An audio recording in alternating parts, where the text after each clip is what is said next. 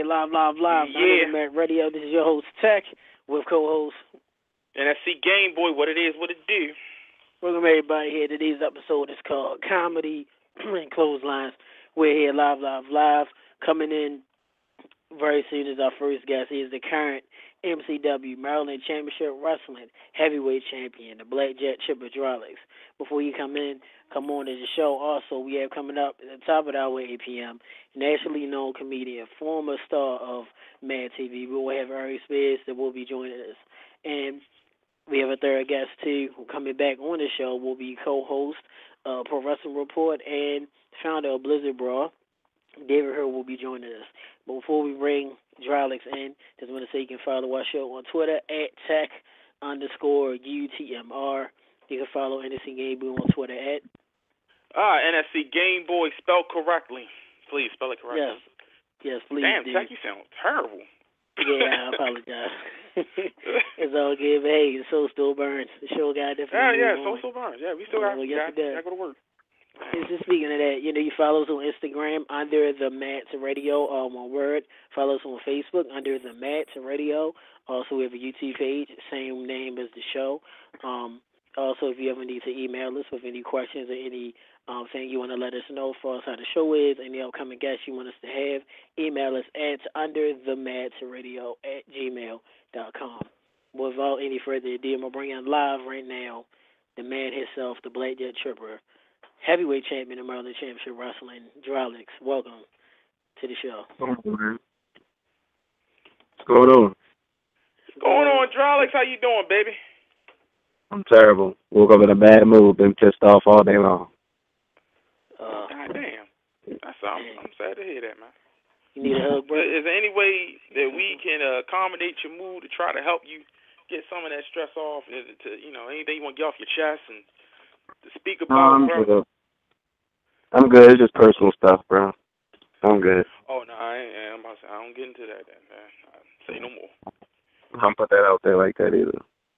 Yeah. It's all cool, man. Hey, good news. Good news for you, brother. You at least can smile for this. That your Pittsburgh Steelers are still in the hunt for the playoffs, so they should be able to put a smile to your face. Your Ravens ain't doing so well yourself, kid. Well, you all set it all traditional. You notice that it's basically a tie for what, 3 spots? Only come when you're on top, kid. See, we still got that 6 rings, so I can still come to you anytime I want to catch up. Hey, you good? When you've been in the industry for about 80-something plus years, of course. Oh boy, but it's all good. Hey, we'll see how it is. We Ravens fans. You're still a fan. We definitely respect the Steelers. Our quarterback not a crybaby like some other people. We're not gonna mention Exactly. But moving on from there, brother. You being one of our brothers, big supporters of the show, we support you. You are now the man on top of the mountain. You are the MCW heavyweight champion. Let us know, brother, how does that feel to be on top of the mountain finally? Man, it feels great. Like it was one of my goals when I got in. My first indie show was MCW, the last show at Michael's back in, I believe, 2008 maybe. And Joey Mercury had it, and I was like, I want that. And now I got it. It was hard getting there, but I got it. And nobody in Maryland can say they're the number one man besides me. There's a lot of guys that run around in this state saying they this, saying they that. Oh, I'm the champ here, I'm the champ there. You ain't shit. Pardon my French, you ain't shit unless you got or had the MCW heavyweight title. Plain simple. Because when you think of Maryland wrestling, you think of MCW. That is true. It is true. Your thoughts on Matthew Hardy, former WWE champion, former TNA star. You had a little rivalry going on with him at MCW. What are your thoughts of Matt Hardy? My thoughts on Matt, well, what can I say about him? Like, he's done everything. He was the man. Like, it was an honor to be in the ring with him, to learn from him. Matt is Matt. Like, there's not much you can't say that you can say about him that hasn't been said about him. It is. It really is true. It is. This one lets you know. I talked to someone else in the business earlier. He wanted to relay you a message. Is that the winner manager Andy Weinberg wanted me to let you know, Drolix, that he gives you credit. Black Wall Street, very dominant, very great tag team, very great faction. But he feels that you are not the best. He feels that the winners are the best faction right now in the state of Maryland. So, how do you feel about that? Well, first off, I don't respect a man that can't come to another man and say what he got to say. That's number one. Number two, I've never seen or heard of the winners. Where are they from? Who are they? If you're so much of a winner, people know you. If don't nobody know you, you're nothing but a loser. So, Mr. Weinberg, I'm telling you, I'm not sending a message. If you're listening to this, to be a winner, you need to be known. I don't know who you are, so to me, you're a loser, Mr. Weinberg. Don't tell him that. Tell him to listen to your show, and I'll tell him myself. I got you. I definitely will let him know. I'm going to turn it over now to NSEA boy. Drolix, my man. You are the man in MCW. My question is, by you being the head honcho, the man behind Black Wall Street, and now also being an MCW champion, how is this new pressure for you to continue being the lead staple of Black Wall Street and still continue to be champion? There is no pressure. Well, I mean, I don't feel any. I just go out there and I do what I do. That's just be better than everybody else. Hashtag greater than everyone. That's me. I go out there and I do what I do. Well, and it's got me where I am now. So to me, there's no pressure. Who would feel pressure with Napalm and Solo behind them? Pressure for what? What am I pressured for? That leads me to my next question. Now that you have the belt and you've been retaining it, who is someone in the company that you have your eye on? Who's somebody that you want to get in the ring and show them how Black Wall Street do and display your talents with? I mean, because you are the king of the mountain, you are at the top, so it must be somebody that you have your eye on, or somebody you must have heard about that you might want to see how good they are or could be. Wow. The only guy that I want to get in the ring with is retired now. By me. That's Derek Frazier. I've been calling his name for a minute, but he won't get off his couch to come see me. As far as MCW goes, I'm always looking at the top 10, which is Christian York, Bruiser, the King himself, Ryan McBride, Luke Hawks. Those guys, you want the best, you look no further than them in MCW. And I'm sitting on top, so they got to look up to me. If they want it, come get it. All right. Well, with that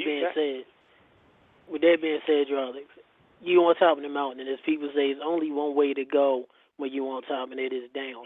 Tell us, how much more motivated are you? How much harder will you work now that you are the champion of MCW? We all know that you was a hard worker from the beginning, but now that you are the man, you are the face of MCW, what are your next goals? How much harder will you work to stay the man on top? I work as hard as I need to. Like you said, I'm the man now. I'm on top. I'll do whatever it takes to keep it. Whether jump somebody in the alley, jump somebody while they're having dinner with their wives, I don't care. That belt's staying with me. It lives at my house, and it's going to stay there till I feel like I need to leave it in the ring to somebody else, which ain't going to be anytime soon. So what you saying, you going to interrupt tender time. You got your opponent, he out with his wife or his girl, eating a little dinner, and you saying you going to break it up, you going to jump him. Hey, whatever it takes. I'm a firm believer in Malcolm X, by any means necessary. By any means necessary, I will keep my belt. It doesn't matter. I don't care. He could be taking his kids to the movies, to the playground. It doesn't matter to me. does not matter to me. Even the 4K is involved. Oh man. Hey, I'll be up his grandmother to keep my title. I don't care. Well, at least we know he ain't Scarface. No. I'm MCW resident Stringer Bell. That's who I am. Now, let us know this, okay? You know, everybody now, WWE, everything else, everybody's now trying to personalize their title. You know, if you had a chance to make the MCW title your own personal, make it personalized, what would you add to it to take away from it? Oh, man. I would probably take the MCW flag off the front of it, put my face in a $100 bill right on top of it. That's probably what I would do to it. Just your face? Yeah, I like that idea. Man, you heard it first. You made to talk. Yeah, heard it first. Yeah, you made to talk to the man higher than you. You know, the authority, if you will. See if that can happen. Yeah, we'll see. We'll see. Now also, of course, over the course of wrestling history, I know you're a big buff in the business. You're a student as the game, as they call it. You know, me and NSC Game Boy, we study the business. As you know, history with the other factions, the Four Horsemen, the NWO, DX, you go back in the day, Devastation Incorporated, and whatnot. It seems like whenever you're the champion right now, sometimes jealousy could come in and envy with your other members.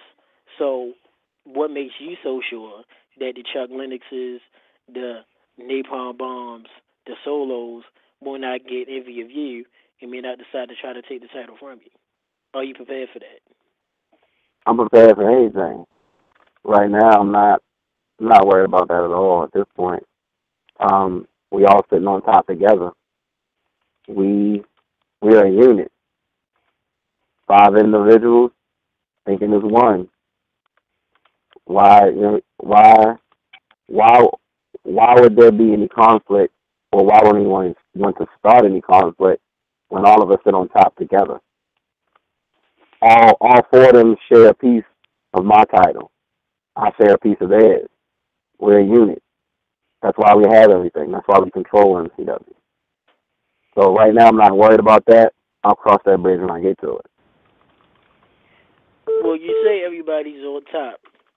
I'm sorry to sing you, but real quick. You say everybody's on top, but yet that's not really true because you're the heavyweight champion.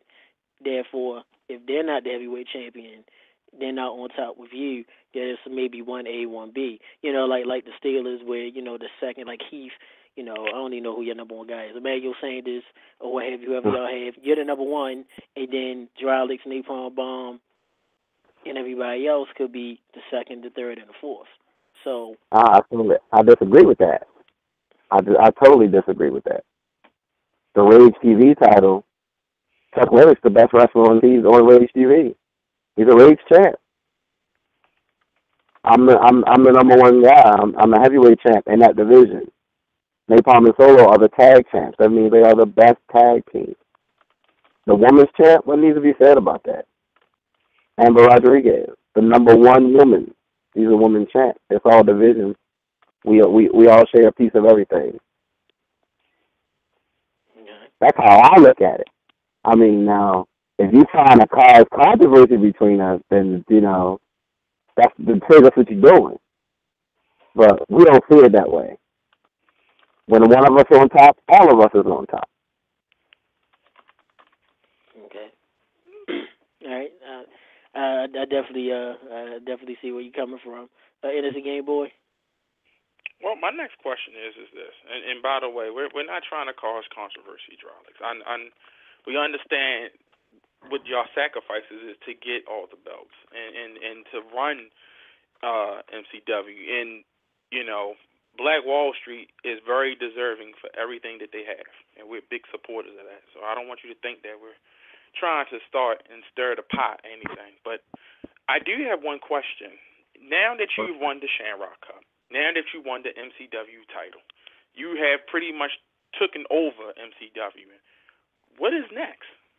What possibly can be next for Drolix to go after now that he's accomplished everything in there? Repeating the cup. Repeating the cup again. Repeating the cup again. And retire from old man in a rocking chair to where I have to give the title to somebody. Okay. Simple. Wow. That's what it is. I didn't expect that answer. I mean, I'm the man. Like, I own MCW. We own MCW. It's like Wall Street owns MCW. So, if you owning, who do you see as being your next threat? I know you say you own MCW, and I know Black Wall Street is a very prominent force in MCW. But who do you see as your next threat? Who do you see coming up and challenging you for your title, not only your title, but challenging your faction, your family? Again, I'm looking at the top 5. I've already beat Christian York. I've already beat Matt Hardy. Let's see who's left. Bruiser, Ryan McBride, Luke Hawk. I'm looking at those 3 right now. Whoever the so-called authority says, hey, you're next, that's who I go with. And that's who I'll beat until I run through all 5 of them. And I'm standing there with my title, again, like I did through the whole Autumn Armageddon tour. It doesn't matter to me. I don't like it. It doesn't faze me because I'll do what I've been doing for the last 5 or 6 years. That's just beat everybody else, and keep my belt. That's what I do. I didn't walk through the door and grab that belt off of Matt. I didn't pick it up off the floor. I beat guys for that. I beat Christian York for that. I beat Matt Hardy for that. It's mine. I'm not giving it up that easy to anybody. So whoever the next challenge is, doesn't matter to me. I don't care who it is. Well, what would you say about the likes of Nui? You know, the likes of maybe C-Fed. You know, the likes of the up and coming. A lot of people have been talking about this guy, great young talent, Shane Strickland. You know, what are your thoughts on those guys? Well, if you think back, I don't already beat Shane Strickland. I done beat C-Fed, him and G-Fed hundreds of thousands of times. Me, I'm looking forward to getting in the ring with him. I really am. Haven't seen him around in a while, but that's somebody that, yeah, Nui Tofiga. That's to answer your previous question, that's what I'm looking forward to getting in there with. Nui Tofiga. Because I want to see. I want to see. That'll be the ultimate test for me. Well, what happens if, hypothetically, you want to go against Nui? The authority, if you will, you know, the man himself, we know who we're talking about, decides to say no. Will you go buck against him? Will you disrespect him and try to make it happen yourself? Since you are a man that takes charge, since you did say you are like, you know, the early days of Malcolm X, by any means necessary, will you even buck against the authority if they don't give you what you want? I already have bucked against them. I don't have a problem with that. I don't have a problem making a statement on people. It doesn't bother me one bit. I've always taken what I want, and if that's what I want, I'll go get it. I'm not worried about what somebody told me I can and can't do. If at that time I feel like I want Tofiga, it'll be me and Tofiga. I'll make it happen. I'll make it happen. It may be that I have to push Tofiga to the point to where he has to go say, hey, I want him. For some strange reason, I could do something that's possibly harmful to him. And he'll say, put me in a ring with Drolix. I want him. And I got my wish, right? You ain't necessarily, it's not the fact that you have to go ask somebody for something or say, hey, let me do this, or why don't we do that? There's other things you can do to provoke someone to do something. Okay. That's right. If you agree with that. Real quick, if you have Call, time, we're going to... I'm sorry, go ahead. compliment. No, go ahead. If you had time, real quick, we're going to bring in our correspondent, Shimblade. He wants to ask you a quick question real quick. Shimblade, you're now live with MCW champion Drolix. Good Lord. Is that Tech? Yes, it is. We're with Drolix. Okay. What's going on, Drolix? You're my man and all. What's up? First of all, congratulations that you're, to me, the first black MCW heavyweight champion. And also, I do have a small beef, but not with you. But I'm just wondering, other than Facebook and Twitter, I never see your pictures on advertisements around MCW. Why is that? You know, a brother being the world champion. Like Ron Simmons in Baltimore, but I never see you in advertisements. You never see me in advertisements? Yes. I want to see you in advertisements. You a brother, you the world champion. You know, people around the way, downtown Baltimore would love to see that, and you in Black Wall Street. So it bugs me to wonder about that. You know, we should have you more on the poster since you the champ. They did for Matt Hardy. I actually was on the poster when we ran in Waldorf. I was on that poster. I'm all over the website. As far as advertising through Baltimore, I can see what you're saying about that, but I don't pay for advertisement. I know who I am. I know what I have. It's like I don't need to be plastered everywhere to say, hey, oh, this is him, this is that, this is this. I don't need that, really. They want to promote, with or without me. Or whoever comes, they're going to remember me. Okay. Because you in Black Wall Street, you know, I remember a year ago I interviewed you, and you know you were saying you like the Four Horsemen, so I give big ups to that because even my mother likes you, and she doesn't even like wrestling. So Who? my mother Who likes does? you, and she Okay. my mother she doesn't even like wrestling, but she like, you know, black man with the belt, you know, he on King of the Mountain and everything. And she, you know, she actually called me to ask you that though. She said, you know, you should be around Baltimore more often, even though that she doesn't live here. I got to send her the advertisements and everything. So she's a fan of yours now. Smart woman. You know, talent is the All right. Well, thank you very much. No problem. Hey, thanks, Sean. Thank you. Real quick, Drivers, we're going to let you go in about a minute. Speaking of something that you don't like as far as advertising, and we all agree, game requests. I know many has felt victim to you other game requests. And I know that is grounds for deletion. Yeah, we just spoke off air about it and joked around.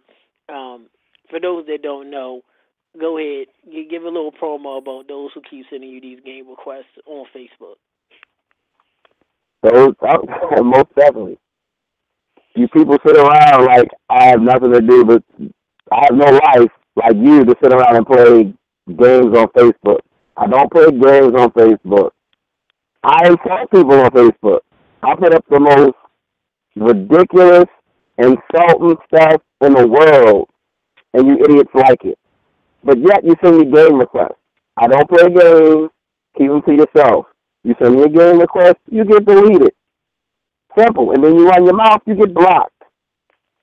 Don't send me any game requests. I don't play Candy Crush or I don't play any other stupid games on there. I get on there, I advertise my stuff, I insult you, and then I get off.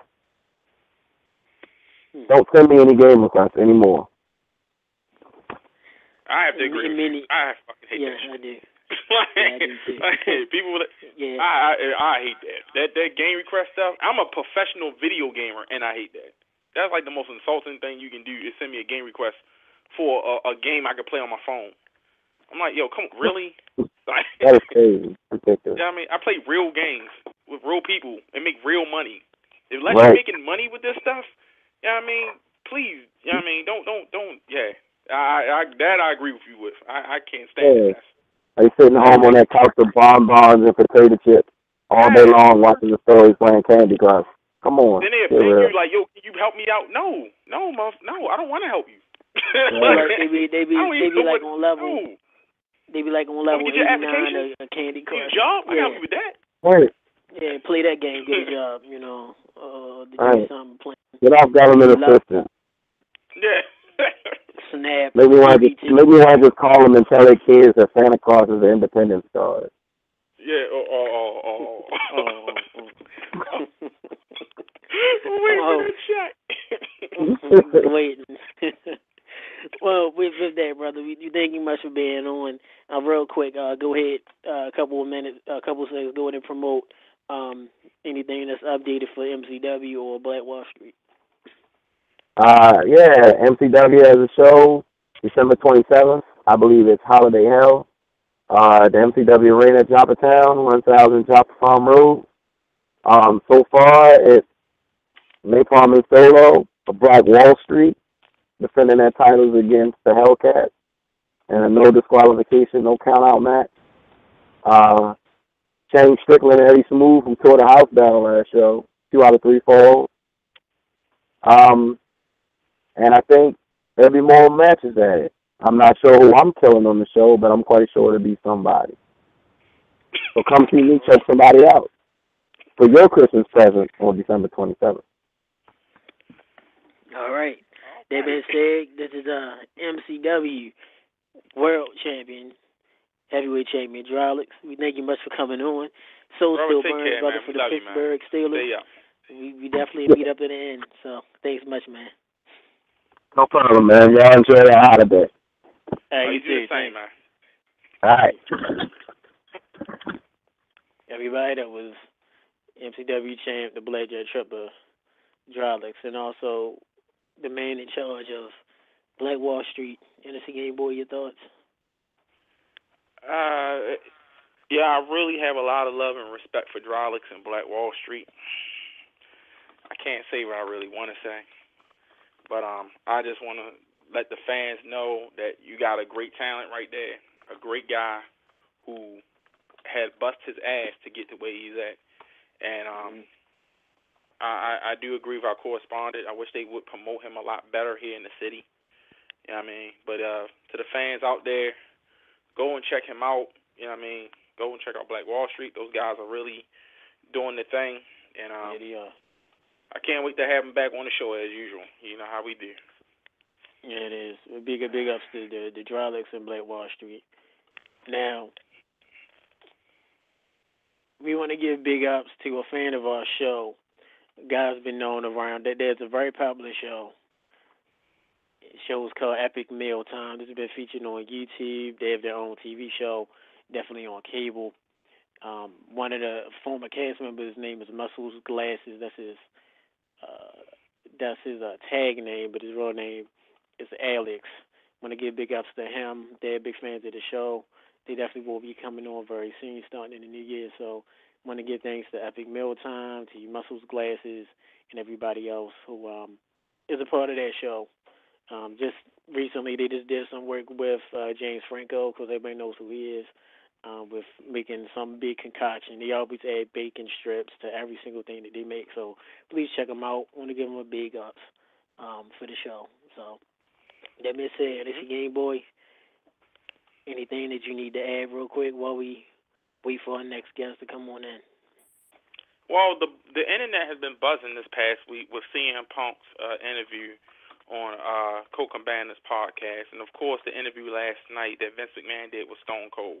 I didn't watch it in its entirety. I watched the majority of it. I had some pressing matters to tend to, so I couldn't watch the whole thing. But just to kind of recap everything real quick, I felt that CM Punk gave a very detailed description of his time and tenure at WWE. A lot of people feel like he's a bitch and crying and all that stuff and everything, but he made it to the mountaintop and you didn't. I have nothing but the utmost respect for CM Punk before he did the pipe bomb, before he left WWE, and I have nothing more but the utmost respect for him now because he knows not only how to wrestle, but he also knows business. And if you read my comments and my statements about the situation, this is the end of the fiscal year. So the stockholders at WWE are now looking at Vince McMahon and company and wondering why one of their great stars is up there bashing the company and talking about them in a way where it doesn't look too good. So he didn't hit them hard. He hit them in their pockets. And if you want to get somebody back, that's always the best way to. So as far as the interview with Vince McMahon and Stone Cold, it's very insightful to hear him talk about, the TNA and stuff and, talk about what's going on in the world, the difference between wrestling and pro wrestling and sports entertainment, quote unquote. Some of those answers, I'm pretty sure he had his writers pretty much tell him what to say. It still didn't feel like a real, shoot style interview and everything. But nonetheless, it got a chance for people to see that side of Vince McMahon, so it was cool. Real quick, again, we're not to cut you off. We have right here, live right now, co-host of Pro Wrestling Report, himself, David Herro. Welcome back to Under the Mat Radio. Yeah. Hey, fellas. How's it going, man? What's going on, D? How you doing? Man, I'm good. I'm listening to you talk about the interviews. And why does everybody believe what Punk says is true? I'm going to tell you why. You know what I mean? I'm going to tell you why. Yeah, why? Why? Because when you're listening to CM Punk talk in his DVD a couple years ago that he did, the Little Best in the World DVD, he kind of explains to you how he understood the business side. His brother left him and all that and everything. He understood that. What I felt is that when he talked in the shoot interview, he had no leverage. He had nothing really to gain to saying what he said. I think that he said was the truth only because I feel as a man in his position, what did he have to lie for? Now, I can see if he was trying to get back to the company. I can see if he was trying, keep his wife there because of AJ and everything. I can see if he was trying to finagle some things so he might can slide back in. But he's good. Financially, he's good. He got a contract. Do you honestly think a publicly traded company would have their doctors misdiagnose somebody? The NFL do all the time. NFL's MLB has been caught doing it itself. The NFL is the NFL publicly traded? No, it's not publicly traded. No, it's not. So they don't have as much to lose. But I mean, for me, I talk to guys that are currently in WWE that are and currently high ranked up there, and I mean, I hear both sides and. I watched Vince's thing with Austin last night, which I thought was as honest as Vince McMahon has ever been because Austin kept him honest. It just baffles my mind that everyone, I don't want to say everyone, but that most people believe that CM Punk is the gospel. I mean, his big pipe bomb he did, what was that, 3-4 years ago? Yeah. It was scripted. I mean, let's face it. Hunter and Vince aren't going to say, here, go bash us. All that stuff was cleared. You know what I mean? And they let him, get away with more things than other people could have. But, perception's reality. CM Punk's made a lot of money. He chose to leave. He was in breach of his contract. And I don't get it. I don't understand why everyone believes him. It's always Jack and the Beanstalk. It's always everyone against the big, evil corporate conglomerate. And I'm sure WWE has, done some things that, are shady and whatnot. But like Vince said last night, Hogan's left, Austin left, Rock left, Macho Man left, Warrior. They all leave. Bret Hart. They all come back though. You know what I mean? So I don't know. It's just interesting how I read it. I didn't. Yeah, go ahead. Go ahead. I want you to finish. Go ahead. No. I mean, I didn't listen to the whole thing. That Punk. I read a lot of the reports and a lot of the quotes and everything else. So I mean, but it's just like if you're that miserable, then you should have quit. Then you should have left. You know what I mean? That's the thing. You're the top guy. if you listen toward the end of the interview, he said I was a dick to a lot of people, which I shouldn't have. And Jericho had put up that he said that he felt he was trying to reach out to him, and Punk probably thought he was trying to get something out of it because his podcast his little podcast thing he was doing. But he said he's like I was a dick to a lot of guys who really kind of reached out to me, and I didn't know the difference of if they was trying to use me as a ploy or. And I mean that right there shows you how burnt out he is. I mean, it's hard for me to explain, D, honestly, because I mean he can been very well lying about everything he said, but for some reason I believe him. I don't know why. I don't know why, but for some reason I actually believe him. And he also did the interview with his best friend on the planet, Colt Cabana. Yes, he did. That's what I was. That's to help his best friend out. Right. Exactly, but I'm saying, but Austin asked Vince the tough questions. I don't think Cabana would have asked Punk the tough questions. Right, because he really didn't ask no question. He just let him talk. Like he just said talk, and he was like, next week we'll get some people to, email. Now that part can be staged, and he can make up some questions and say, oh, such and such from Minneapolis said da da da. That part, it could be staged, but for some honest reason, and I mean, it could be just me.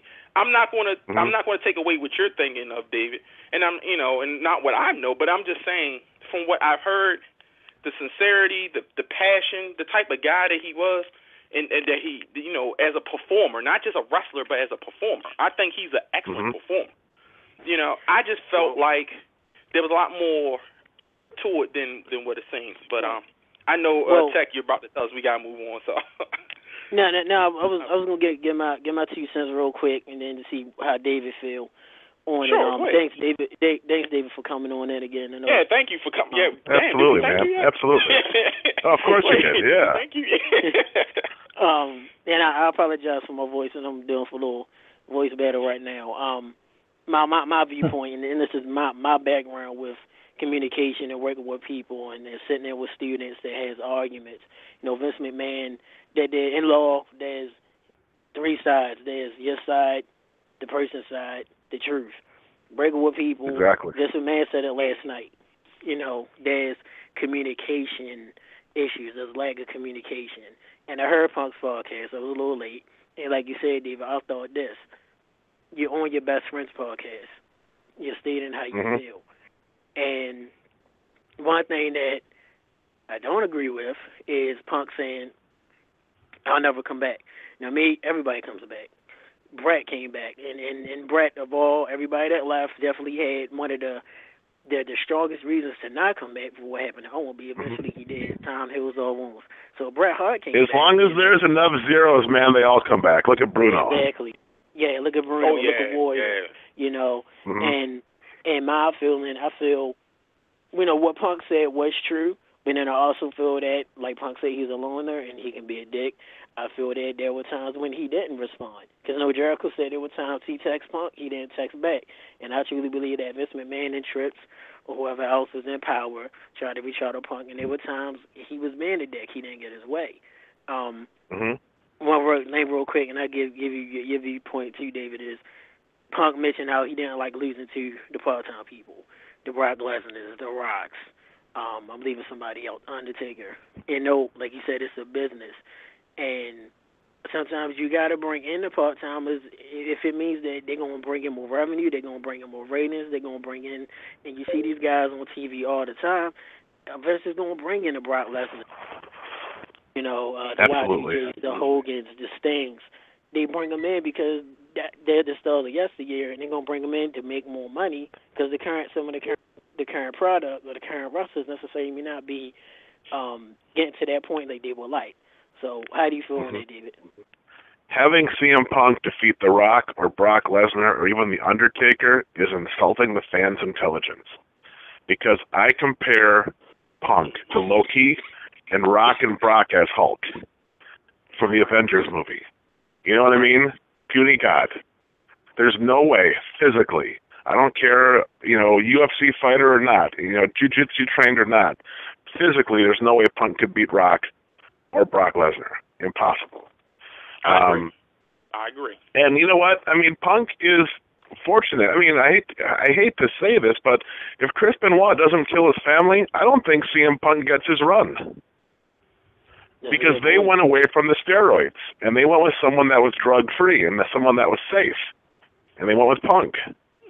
I don't know if that opportunity happens otherwise, because he's not a likable guy. You know what I mean? And I'm not a Punk guy. I respect what he's done. I think with for being an undersized guy, he's done extremely well for himself. But I don't put him in the top 15, top 20 of all time. Not even close. Right. And your Chris Benoit comment makes a lot of sense. I've never heard anybody that, a fan or what you call Mark, or even people that's in the business that we talk to, I've never heard anybody make that theory of if Chris Benoit didn't kill himself, Punk won his run. And with that being said, I'm going to ask you another question, something that me and the Game Boy talked about Eddie Machine, and after this, we'll bring in Chinblade to your correspondent. Thank you. This is my personal opinion. You look at Rey Mysterio. Mysterio, great talent. There's a lot of business for WWE with the Latino demographic or whatnot. My personal feeling is Rey Mysterio wouldn't have been world champion if it wasn't for Eddie Guerrero dying or passing away. Absolutely right. That's Absolutely. A lot of people got mad at me for it. Granted, I love Rey Mysterio. We live in Baltimore. I was here when Rey debuted for WCW, Great American Bash, and he was about 103 pounds. And now he's the size he is, and I honestly believe that Rey wouldn't have been world champion. He wouldn't have had the multiple title runs if it wasn't for Eddie dying the way he did. And a lot of people didn't like what I said, but that's my viewpoint. I wanted to see your quick viewpoint on that before we. Oh, it's true. I mean, and then you combine that with the fact that he sells a lot of merchandise. Yes, but I mean, it's unfortunate that because of deaths in wrestling, certain guys get certain pushes, and that's what happened with Rey, who's extremely talented, and then Punk, and right place at the right time. I mean, the same thing happened with Bret Hart when the steroid era hit. They went with smaller guys, Bret Hart and Shawn Michaels. They may not have been the best, the most charismatic. They may not have sold out all the buildings, but they went with guys that would take the heat off of the company at the time. Right. So let me ask you this, Dave. You think if Chris Benoit never did what he done, do you think CM Punk would actually ever had a chance to make it to the top in WWE? I don't think he would have been world champion. I don't think he would have been world champion. I disagree. I think only reason I disagree is Paul Heyman, because Paul Heyman fought to keep CM Punk's character intact throughout. But Paul Heyman was also fired. Let's not forget. True. And there was a while. There was a long run when Paul Heyman wasn't there. True, but so he's still Paul Heyman, and people still respect and listen to his ideas. But he was gone for 3 or 4 years, and Hunter and Stephanie, they couldn't stand him. The reason why Paul Heyman's back now is because of Brock Lesnar. They need someone to talk for Brock Lesnar. Brock Lesnar can't talk. Yeah, we know that. And they're a package deal. I mean, Brock loves Paul Heyman, and that's why he's back. Okay. For me, I'm a fan of the larger than life characters. I mean, John Cena's the man because he looks like it. He looks like the guy. He walks into a crowded bar. I'll step aside for John Cena. CM Punk walks in the crowded bar. He's going to step aside for me because I'm not, threatened or intimidated by him. Is that the same way you feel like Daniel Bryan? Absolutely. Absolutely. Yeah, I mean, Daniel Bryan is extremely talented, but I see Daniel Bryan walk into a crowded bar, and there's only one seat at the bar. I'm not going to say, "Oh yeah, here, man, go ahead." Now Ryback does. I'll let Ryback take whatever he wants because I'm not going to want to get into a fight with him. Let's just hope let's just hope he'll throw you to a table, David. And try to break your ribs. Hey, you know what, man? Listen, that is bullshit. You know why? That part would sound a little distracting. Some things you can't control. Do you honestly think Vader intentionally tore Mick Foley's ears off? Nah, you didn't. No. Yeah. Not at all. I understand. I understand. You know, sometimes things just don't break that way. I mean, if they were in a real fight going through a table, you're going to get hurt. Even if you gimmick the table up so it's going to break right down the middle, sometimes it doesn't always go that way. No. You know. So I mean, listen, they've all said before it's not ballet. You're going to get hurt. Going through a table, there's a chance it's going to happen, especially one of the announce tables. Because, you know, if you watched the podcast last night, Vince missed when he went off, and he hit the side of his back. You can't, you know, so come on. Right. Real quick, we're going to bring in Shin for the last 15 minutes. But I want to ask you, was alive at Survivor Series. Of course, you know, I got to see the video of you being almost up front, videotaping, being live up front, being able, you showed us your view of good save. Showing up. Yeah. So you got to see David Herro's POV, David Herro's point of view of Sting debuting in the Survivor Series. Real quick, what's your thoughts of Sting debuting? What was the live reaction? Was it any different? You know what? The crowd was definitely into it. I mean, for me, it was a cool experience because I know who Sting is. I don't know if the kids that were 7 to 12 years old had any idea who he was, you know, except for, I think we just downloaded him on the new video game. You know what I mean? So there was no real introduction as to who Sting was unless you've been a fan for the last 20 years. You know who Sting is. But, you know, for me, it was cool. I wish they would have done more. Sting showed his age. There's no doubt. When he came down to the ring, I wish he would have had the baseball bat with him, but you know, now that the company's PG, he's not going to have a baseball bat. You know, it just it was cool to see Sting finally make an appearance. I also believe that, you know, because of course everyone online was talking about Sting going to be at the Survivor Series. Kind of funny, it's leaked out the day before on Friday that he's going to be there, knowing it's the last 3 days of the free month of the free, you know, network. So now you got to download it and sign up and give them your credit card information, and then it rolls over. So, freaking brilliant part on, you know, Hunter and Vince to try to get more downloads. Yeah, definitely so. Shimblade, brother, I know you've been waiting. You can come on in and go ahead and do what you need to do, asking questions. Well, how you doing, Dave? I'm good, man. How are you doing? I'm doing fine. It was cool talking to you for a couple weeks ago. This CM Punk thing, I was with you when you were saying that how you didn't really believe into it, but when you hear the passion in people's voices, you can't help but to believe in it, because there are some things on a job where I could say if you get burnt out, some people just get turned off and just walk, you know. But a lot of us, when we do, we still do our job because we got bills to pay. But when you're comfortable, you save up, and you know where you can go and how much you're worth, sometimes people just say, you know what, screw it, I'm out. I can't do this anymore. But the one point that actually drove me to actually believe him right then and there was a spot about the bump in his back. And also, before I go any further, Kane has the same thing too, from what I've seen in the pictures. A couple people brought that up to me. But when he had the bump on his back and doctors wouldn't do anything for it, and you know, it turned out to be a staph infection, I just let go. I said, you know what, if I was in this position, I walk too. You know, I mean, when you almost die for something that you love and people won't do anything about it, it pretty much just, you know, I'm lost for words right now for. Well, okay. At the same time, you go to work, you go to your day job, whatever else it is.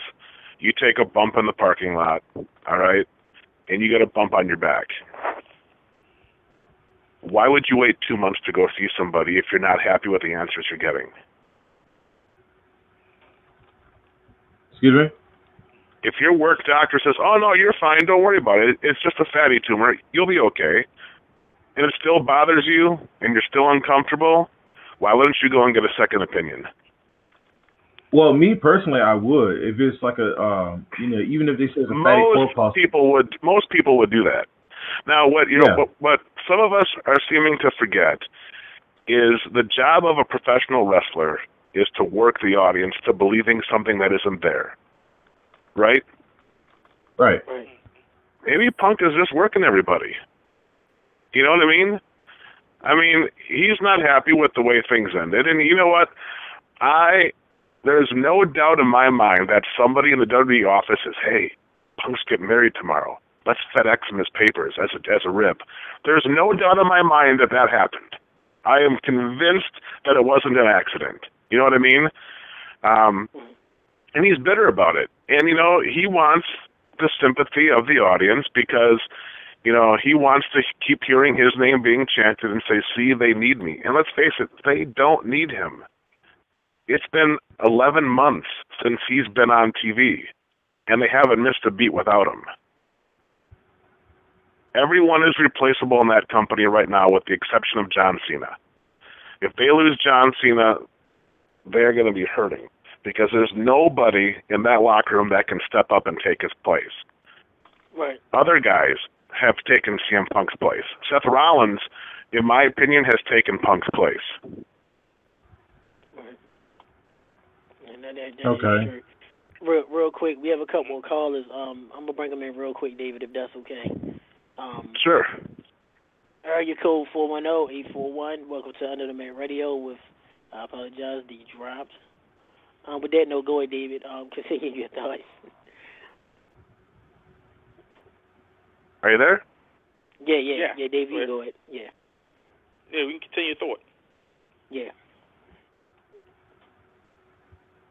Any years? Okay. Well, pretty much, to step in, I understand of getting a second opinion, but to play devil's advocate, I'm thinking that the reason why CM Punk didn't do it because he probably didn't have time. With WWE grueling schedule, you know what I mean, and by the fact that he was getting antibiotics for it, he just wasn't getting the right antibiotics for it. So he said that. That's why he shitted on his pants on that SmackDown. You feel what I'm saying? So he was getting something for it. He wasn't getting the right ones for it. He said that. The WWE doctors wasn't giving me the right antibiotics. You know what I mean? It's just like if you get a snake bite. If you don't have the right antibiotics for the actual snake that you're gonna die. You're gonna die. You're gonna die. Yeah. So you need the right antibiotics. So we're not saying that he didn't get any medicine. He did get medicine, and he stated that he got medicine. What we're saying Let me is tell you that something. the doctors didn't give him the right one. I know guys that have had staph infections, okay?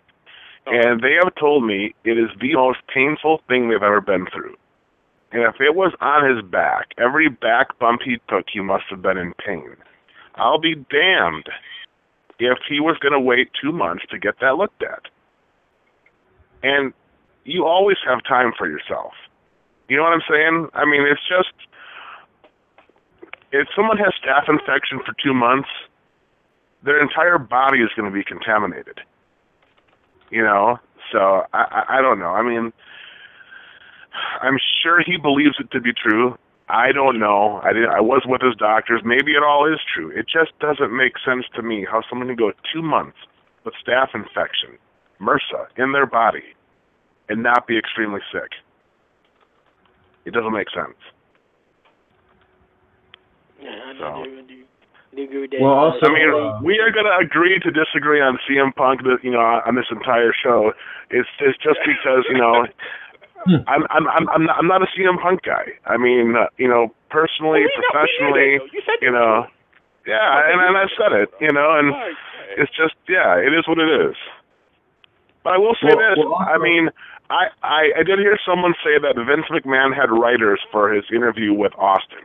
No way. There's no way. Knowing Steve Austin the way I do, he's not going to let the chairman think about his questions before he asks them.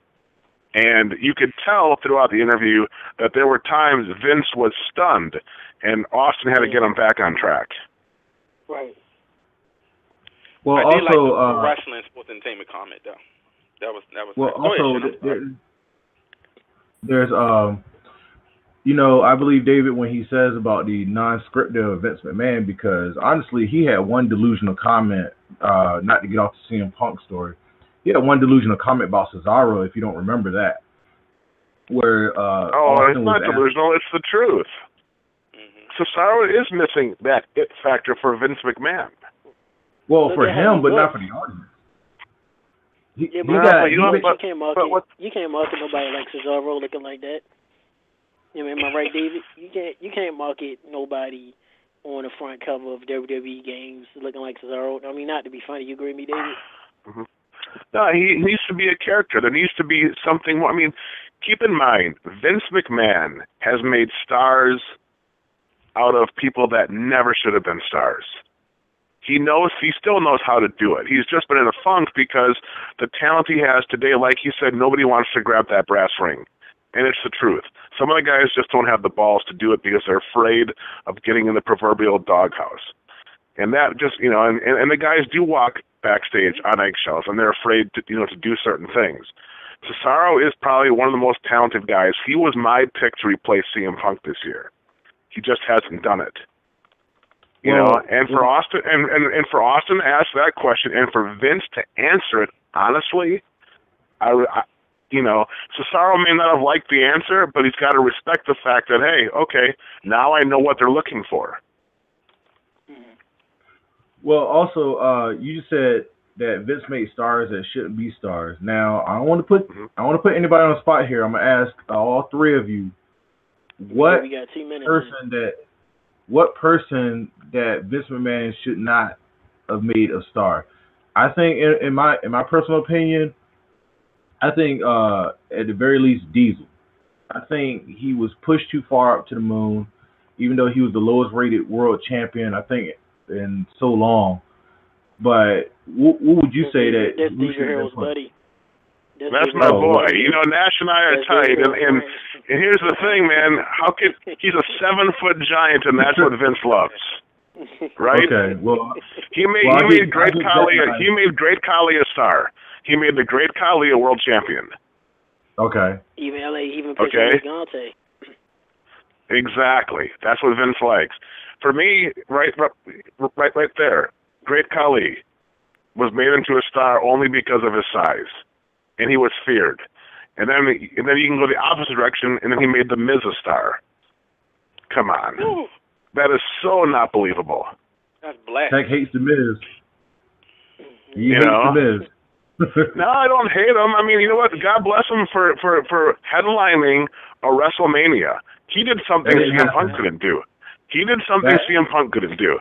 And I bet you that's what is pissing off CM Punk, is that the Miz headlined a WrestleMania and he couldn't do it. Wait a minute. Miz was on WrestleMania DVD, but Miz didn't even highlight WrestleMania as much as he did. He headlined and main evented WrestleMania in Atlanta. I was there. Well, I'm gonna go with Tech on this one. He was there, but he didn't highlight it like what Tech would say. Bro, he was the main event. He closed the show. He was the main event. I just don't like the Miz. I mean, nothing against him. I just never was a Miz guy. As David said, like he's saying Punk guy. He's been world champion for 4 months. Yeah, I like his shirts, and he I give him his props. I'm not a Miz fan. I never was a big Miz fan. I like his shirts though. Like the shirts. Not only did the Miz main event WrestleMania, he beat John Cena. Exactly, which is rarely done at WrestleMania. It's just my beef with the Miz is that WWE just, like you said, I'm not a big Miz fan. He made event WrestleMania. He was WWE champ for a while. It seems like everybody forgot that quick. That the Miz was WWE champ. And even WWE forgot. They pushed him heel. WWE forgot he was going to be on that Christmas Carol movie, and they had to put him back as being face. So, like I said, Dave, I'm not a big Miz guy. I don't hate the Miz. Like you said, you're not a Punk guy. I'm not big of a Miz guy, but I do give him credit, too, for, achieving his dream.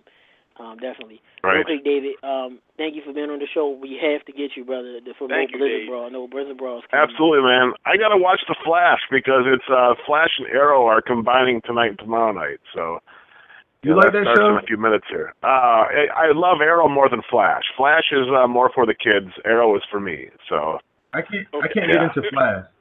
I can No. do Gotham, but I can't get into Flash. yeah, it's because we're too old for Flash. That's what it is. But Flash does have some pretty ladies on the show. I will say that. So. Oh yeah, she's hot. Yeah. I will not complain. So, but yeah, man, let's get back on after the first of the year. I'll be going to Philadelphia for the Rumble, so we can definitely talk about that too. Yeah, All right, we'll see you there. We'll do that, and things go right. We'll definitely hook up. I know we had a business agreement. Things come up. We can actually be able to see you in the next few weeks. I know starting next year we'll be able to work some up. We'll be able to do some. We'll stuff make it together. work, man. All we got is time, right? So, all right, fellas. Big up. Take care, man. Take care. Enjoy your All right, holiday. buddy. Thanks. You guys too. Be good. Bye-bye. All right, How you doing? Bye. Everybody, that was co-host of Pro Wrestling Report, David Herro, and also founder of Blizzard Brawl, Shimblade. Thank you much for providing that. No problem, Shimblade, real quick, your quick overall of David Herro's start on CM Punk and everything he talked about. Well, first of all, David Herro, don't sick Nash on me. I know I'm going to get jackknifed when I see him. Just like what Greg Valentine said about the figure four. Dave, he's a cool guy. Still watch the show on YouTube. From a booker and somebody being in the business, so I have nothing like disrespectful, but, I would love to take him on in a debate and have him school me, Okay. All right. With that being said, everybody we're bringing in right now, the man himself, the man of the hour, bringing on that former star of Mad TV and nationally known and great comedian himself, Aries Spears. Welcome, brother, to Under the Mad Radio. Yo, what's good? What's good, family? Get that. Y'all caught me right in the middle of this good weed high I'm on playing this Grand Theft Auto. Is that the PS4 or the Xbox One? That's the PS4. I just got done smacking this white bitch in the face. What's good, man? It's a pleasure having you on our show, man. Thank you for taking the time out and really coming on. I gotta ask you a question, man. God damn it, why in the world are you so fucking funny? Like, right?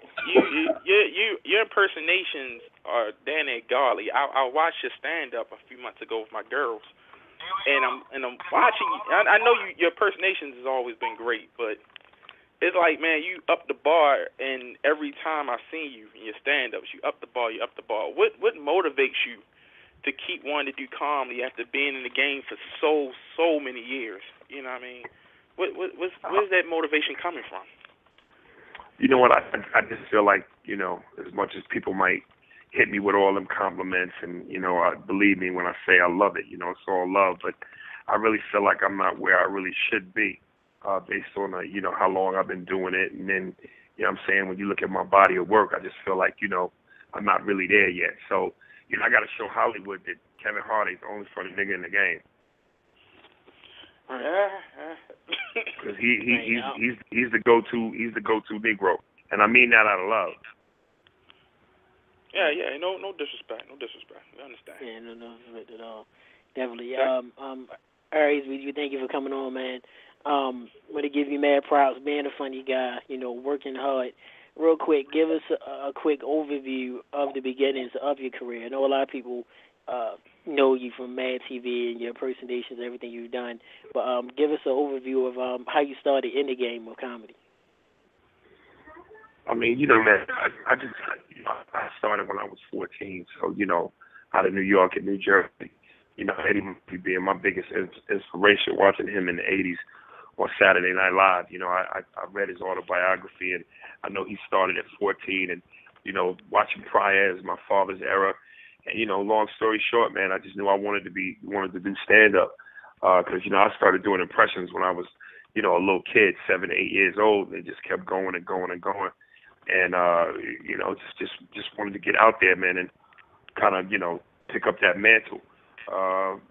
You know, and like I said, man, I've been doing it 26 years now, but I still feel like I'm not where I should be. You know what I mean? I moved out to California after I did Def Jam when I was 16. You know, did Showtime at the Apollo when I was 17, and went out to California for 5 years, got stuck in development deals, making all this money, but hadn't done nothing. And then, you know, didn't get on Mad TV, which in comparison to Saturday Night Live, it's like, let's be honest, it's like the difference between playing in the NFL and you know, the other league. CFL. Yeah. Yeah. Playing the Canadian. Oh, my God. Speaking So, of you the know, NFL, Aries, are you a fan? Do you like pro football? And if you do, what's your team? You know, I was so good and television growing up. I really was showing to sports till later in life, and then I knew very little about the game. And I got tired of getting my ass scraped on Madden. You know, I'm breaking controllers and stuff. So I stick to what I know. I'm a basketball head and a box dude. Honest with you, once Jordan retired, I handled it. So Don King, man, I roll with the winners. Right.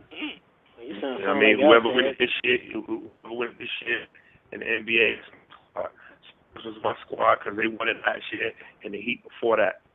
I'm in Cleveland now. All right. What's your thoughts on Kobe and LeBron? Who do you feel is better? I think Kobe is a better shot. Overall, LeBron is the athlete. I just wish Mike had. They try to compare anybody to Mike. Kobe or LeBron is like Mike. Kobe the closest one. Okay. All right. I'm bringing Shinblade now. Shinblade, come on in. Hey, how's it going, Aries? We met at the Baltimore Comedy Club a couple months ago. Man, you were killing everybody, especially the joke that you said, which made me laugh, because I had it when I was a kid, was the Sylvester Stallone on Rocky III when he was breaking down and crying on when Mick was dying. Yeah. And I just thought you were so wrong for pulling that joke out, but I was laughing my ass off on that part. But I will be saying is that I have been following your Twitter and your YouTube page, and I posted on our Facebook page. I saw a shot that you were about to do a Bill Cosby sketch, and I wanted to know if you can give us listeners a little bit of Bill Cosby impersonations of his rape allegations right now. Well, you know what, man, I want to be, I don't want to give it away really, but, you know, basically what I did was I would sketch it probably by early next week, by Monday, Tuesday, and it's just basically Cosby doing the intro to the Cosby Show the way we've all seen it, where he was doing the dancing. So I just do me and three chicks dancing, and long story short, I pill their drinks up, and then when they faint, you know, I kind of don't do his thing. Well, with that being said, Aries, if you can give us an impersonation of how would a conversation go between Bill Cosby and Jay-Z?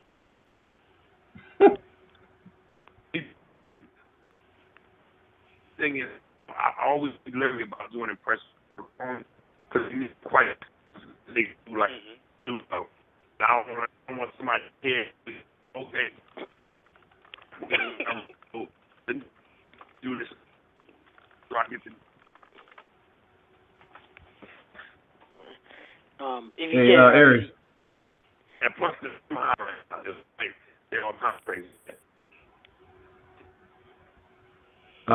Excuse me, Aries. Oh. Hello? I think we're losing them. Oh, my goodness. This not the Illuminati, is it? No, it's not. I mean, keep him down, a black man. Yeah, we are, Aries, if you can, you breaking in and out, brother. If you can you hear us fine? Yo. Okay. Yeah. I think Okay. we're getting you back. I can hear y'all. Can you hear me? Yeah, Yeah. we hear you a barely. lot better now. Yeah. Yeah. Okay. Go. If you can't, Aries, repeat your last thought. You was going in and out. We couldn't really hear you. You know what I'm saying about the impressions, man. The truth. So that's something to put this in the studio. I mean, y'all do it. Mm-hmm. Okay. And NFC Game Boy, we'll turn it over to you.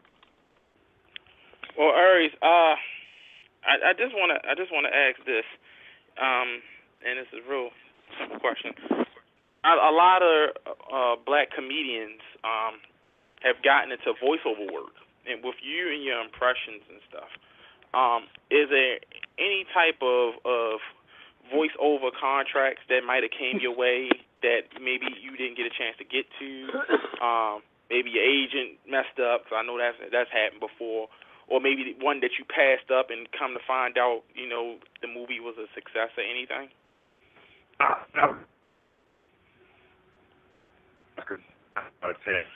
You look at with the top names. I've done a cartoon. I'm sorry, Aries, you're going in and out. Yeah. Yo. Okay. Yes, right there. Right there. It's probably because Yeah. the weather. The weather is probably affecting the lines and stuff. Yeah. We're sorry, folks. Bear with us.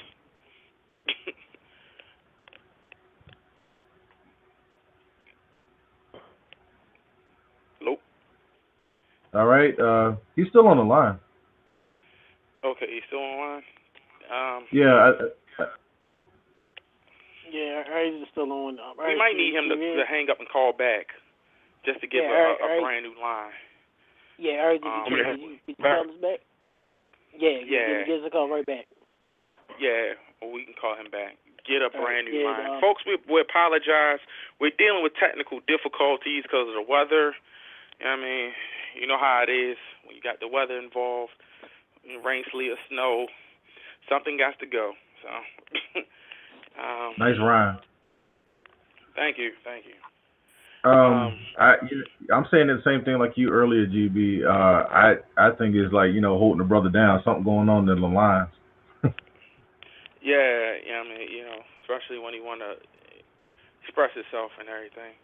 Okay, Aries is back on live. Aries Spears. Okay. All right. Oh. There we go. There we hear you perfectly. Go. Yeah, we hear you. We hear you now, man. The question I was asking you was about voiceover work, real quick, just to give your input. If there's any voiceover work you wanted to do, or any that you passed up, or didn't get a chance to get to, whatever, with you so great with your impressions and stuff. Yeah, some of them were, House Family covering on there. I see Eric Jamal at one point on Saturday morning cartoon with Jimmy Fox and Tone Lope, and then Black Dynamite, the Doc. So I've done a little bit of stuff, but my stuff has mainly been on TV. Okay. Well, have you thought about probably talking with like Disney or DreamWorks or any of those companies that? No, I'm dead serious. I mean, you are one of the premier guys I know when it comes to impersonations and impressions and altering your voice and speaking in others, and that's is a great feel. And I mean, it's very hard to do because you got to keep up with your voice and everything, and plus by you being a comedian, that's just like being a singer. Your voice is your go-to, your money getter. So if something happened to your voice, what can you do? But is there any of those maybe down the road that you might want to talk to, or anything that you might have looked into? I mean, this is where you got you should have a lot of control. So it's almost like a catch-22. You want to do all of these things, but to be at a certain level to be able to do it, you can't put it until you at a certain level. I mean, it's almost like at a time. project, be it small as it may be, one small until you can let name recognition. Oh, okay. All right. I have a question. Recently, before you came to Baltimore, you did an interview with ESPN, and I think you were saying that they were unfavorable of you because you made a Michael Sam joke, even though I think personally they didn't get it. I thought it was funny, and it was in good taste, because of where he is right now. It's just, Excuse me? yes, it's operated by Disney. So you got to be squeaky clean on everything you do. Yes. And personally, can you give us I guess deeply, or if you don't want to talk about it, what happened after you made that joke and after the lights went off for that interview?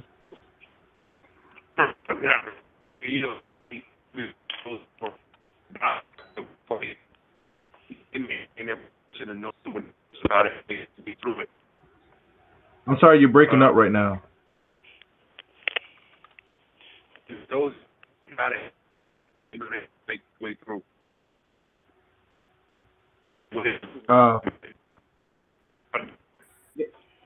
You're still going in and out though. It must be reception over there or over here.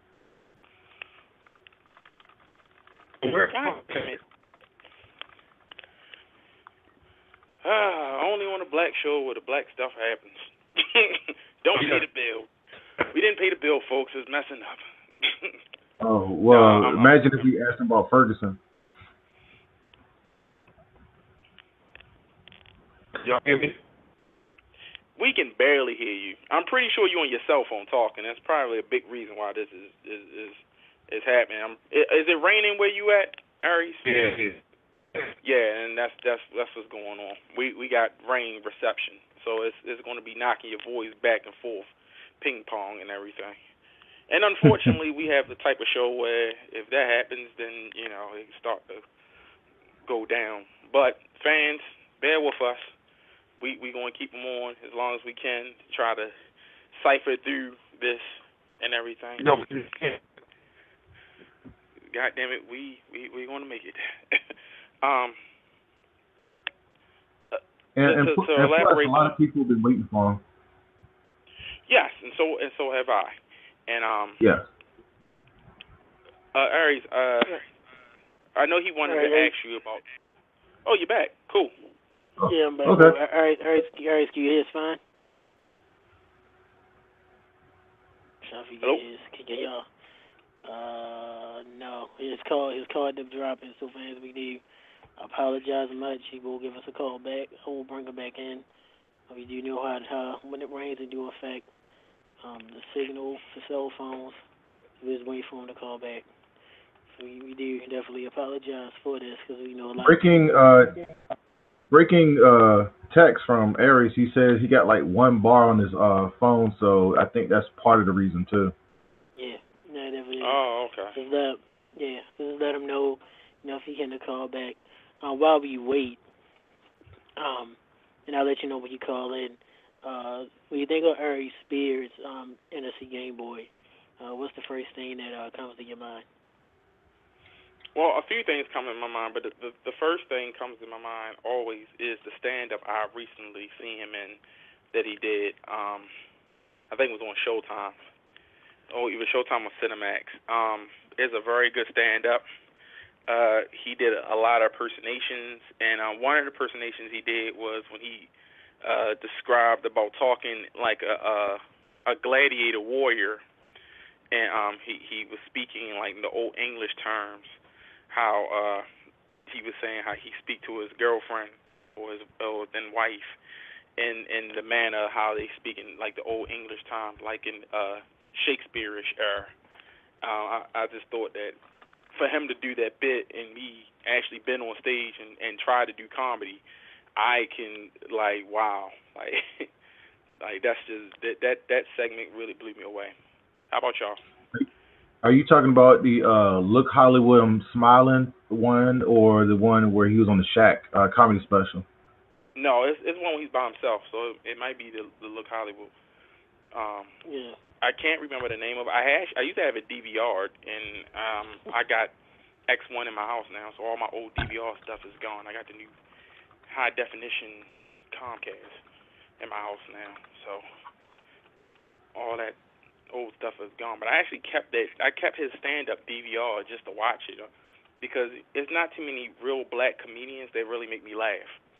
Like, some guys are funny, but there's a difference between funny and making you laugh.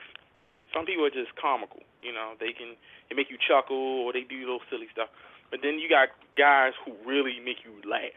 And Aries is one of those guys who really can make me laugh. And that's why I'm a big fan of his work. You know what I mean? Shimbley, your thoughts on what you think of Aries Spears? Well, to tell you the truth, guys, I have been waiting for like a long time for him to get on the show, and I thought it would, and I thought it'd been great, but unfortunately, our technical difficulties are preventing him to give us a great interview.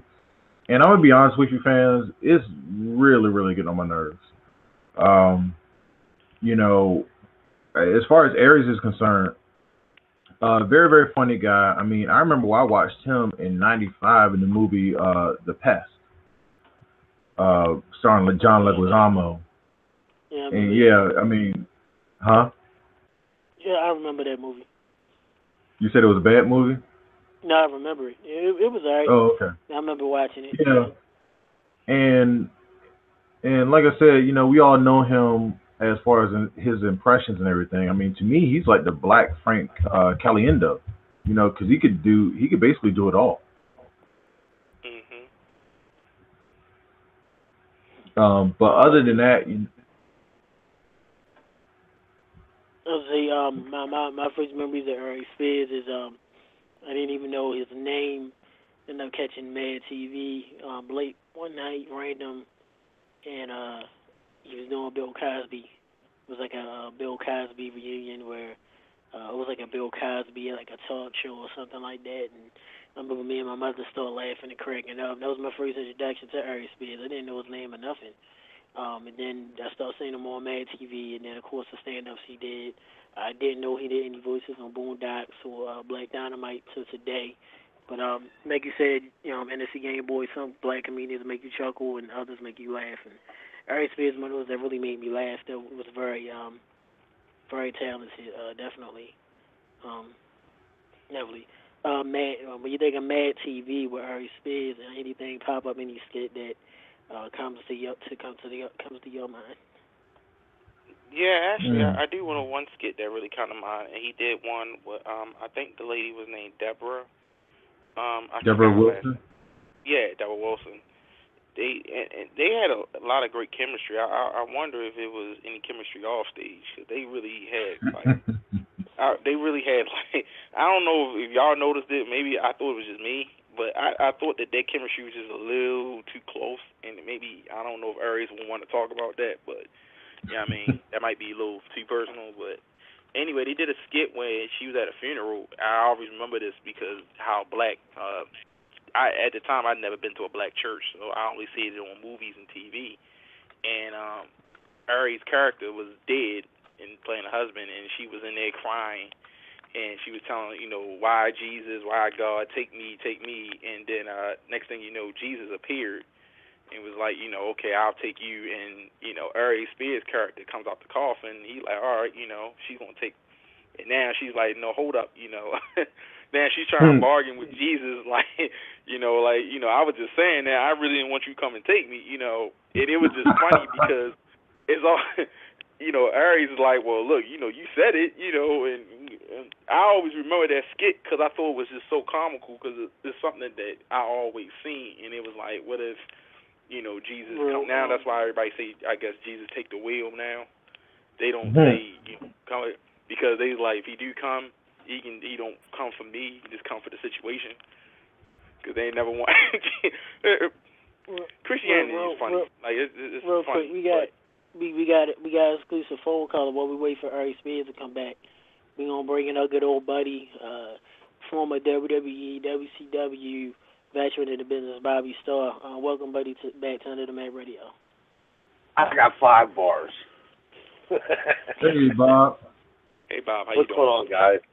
No, I was tuning in and I heard you guys were having problems with some reception. I was like, what the hell? Let's call. Talk about CM Punk. This is a pro wrestling show, right? Yes, it is. I listened to your other guests and I listened. I'm going, Jesus Christ, did you ever work for that company? I did. Vince is God. Do you understand? Vince McMahon, Jesus Christ, they're like right next to each other, especially when you work in the pro wrestling business. He will do what he wants, when he wants, and how he wants. And guess what?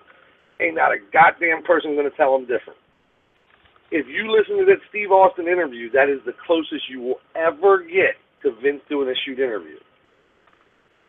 And the reason they did that is to combat Cult show with CM Punk. Now, mind you, remember, there's a part 2 of that interview coming this week. And yes, I thought it would already be online, but that was the CM Punk thing with Colt Cabana. Let me tell you, I met Colt for the first time when he came in to work for MCW, and we talked for a few minutes, and it was so funny because he knew who I was, and I had heard his name before, but I was totally clueless.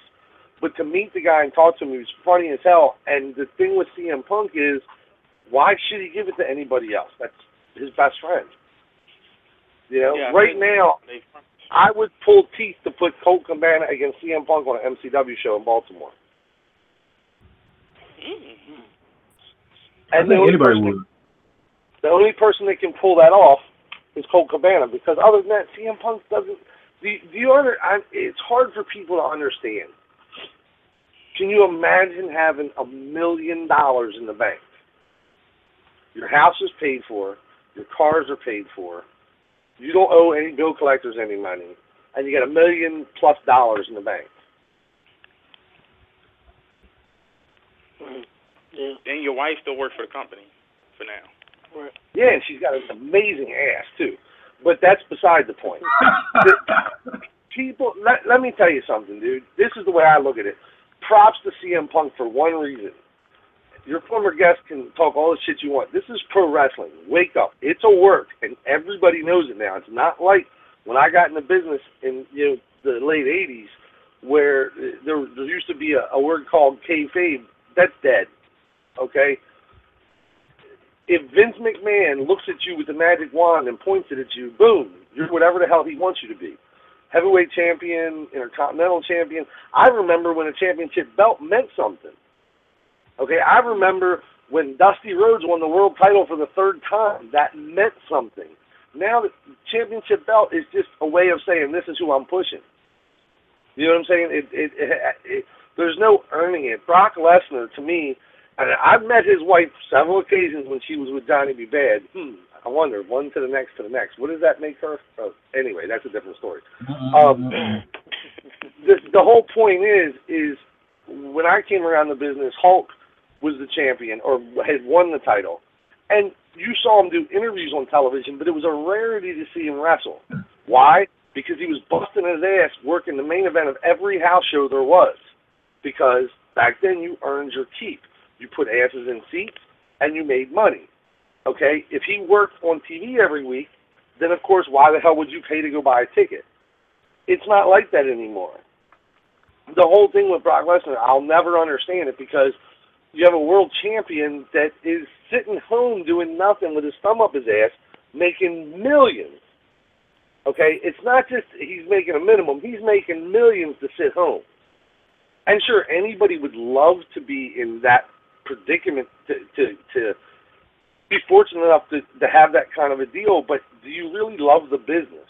If you don't love it, leave it. You know what I mean? Let somebody else have that spot and I don't know what the right word, I would say nourish it. That's kind of like a kid thing. The business is screwed up today because of the people that are in charge of the business are allowing it to be that way. Okay? Stephanie and Hunter basically run the company now, but if Vince stands up and grabs a hold of that nutsack he's the boss. He owns it. Okay? Whatever he says is gold. He could look at one of you guys and go, okay, you're the next color commentator, and you're going to be a star. Guess what? Within the next 6 weeks, You're going to be the hottest thing going, a la Jim Ross, Bobby Heenan, whoever you want to compare it to. It all depends on what Vince says, okay? And, yeah, sure, there's some decisions made without his okay nowadays for Stephanie and Hunter, and that's their business, you know. It's a family business. But the best thing, when I was listening to that Steve Austin interview, I was cracking up because, like Steve said, you know, sometimes the opening 15 minutes kind of sucks ass. It wastes time. You could have wrestling on the show. Imagine that. And the thing Vince kept referring to, they're an entertainment company, okay? Mm-hmm. They make mini movies every Monday night. It's another movie, okay? And props to them. You know, when I worked there, it was a wrestling company, totally different. You know, if you didn't live up to the expectations of the road agents, if you didn't live up to the expectations on television, you didn't have a job. You know, it wasn't one of these, let's kiss ass and see who gets the roll of the dice this week to wrestle John Cena. And I've got nothing against Cena. I never liked the son of a bitch when he started, but it's not him, it's the character. See, that's where people get confused. I don't like his character. That whole white bread bullshit, you know, the reason he is who he is because he is the face of the company. You know, Vince isn't stupid. You pick the prettiest son of a bitch in the company that's willing to help and do as much as he can, which is who Cena is, and he's the man. Everybody keeps saying Cena's going to go heel. Yeah, right after he stops selling T-shirts. You know, it's not like the old days. You know, but anyway, I'm off on one of my rants like I always get off on. But it is fine. What's your do you agree with everything that CM Punk said about Vince, about Hunter, about the dealings, or is there something that you heard him say that you really don't agree with? There was nothing that I heard that I didn't agree with, and that goes back. The last time I worked for the WWF. Oh, Jesus Christ, it's been so long ago. 96, 97, somewhere in there. It was during the Attitude Era. And it was like that back then. You don't understand. You're an independent contractor. They don't have to pay for anything. However, I was part of WCW when they got the first coach as it be, is what we called him, he was a field doctor type person or whatever, who last time I heard Tasha, who was our coach, worked for... what's the basketball team in L.A., the Kings or something? The Lakers. Lakers, yeah. He got a job working out there when WCW folded. More power to him because he was an amazing guy. Now, here's the thing, though. You have to understand, if CM Punk is the top draw of the company, okay, that doctor is to do anything he can to get him to the next town. They don't want to refund tickets. They don't, because come on, if CM Punk no-shows a show, and they offer refunds, there's a good chance a whole lot of them people that sell out are going to ask for their money back. You know what I mean? And it's kind of like, I believe everything he said. Like, you know, I didn't know who was speaking, but I was listening because it's hard with the computer thing, especially once I called into the show because then I got two different versions. I can hear you almost live in my ear and then the replay on the computer. But...